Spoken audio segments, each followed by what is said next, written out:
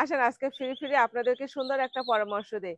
যেসব আপু ভাইয়ারা সারাক্ষণ বলতে থাকেন না যে আপু সাপোর্ট করবেন, পাশে থাকবেন, সেই সব আপু ভাইয়ারা যারা কিনা ভাইরাল হইতে চান ফেসবুকে, তাদেরকে একটা বুদ্ধি শিখাই দেয়। আপনারা যারা ভাইরাল হইতে চাইতেছেন তারা কি করবেন জানেন?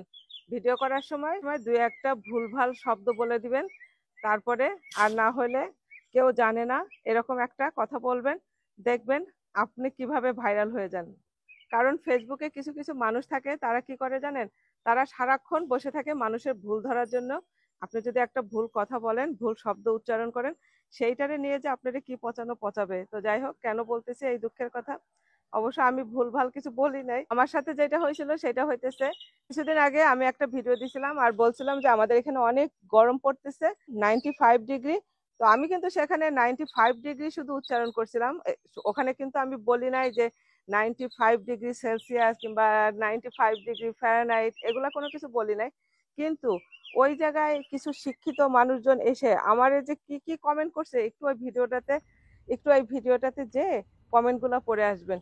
মানে এত পরিমাণ শিক্ষিত মানুষ আছে।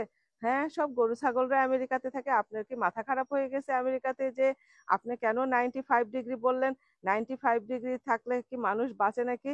তো যাই হোক, আপনারা যারা যারা এই ধরনের কমেন্ট করছেন, আমি দুই একটা অ্যান্সার করে আসছি। বাট তারপরেও আরেকটা জিনিস বলি, 95 ডিগ্রি আমি বলছিলাম, কিন্তু আমি কিন্তু বলি নাই যে 95 ডিগ্রি সেলসিয়াস।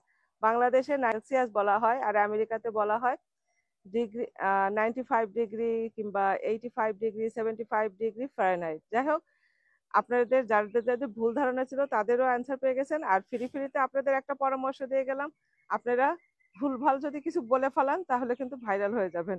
যেসব শিক্ষিত মানুষজনরা আমাকে ওখানে এসে কমেন্ট করে গেছেন, বকাঝকা করে গেছেন, তাদের জন্য আজকের এই ভিডিওটা। ভালো থাকবেন, আল্লাহ হাফেজ।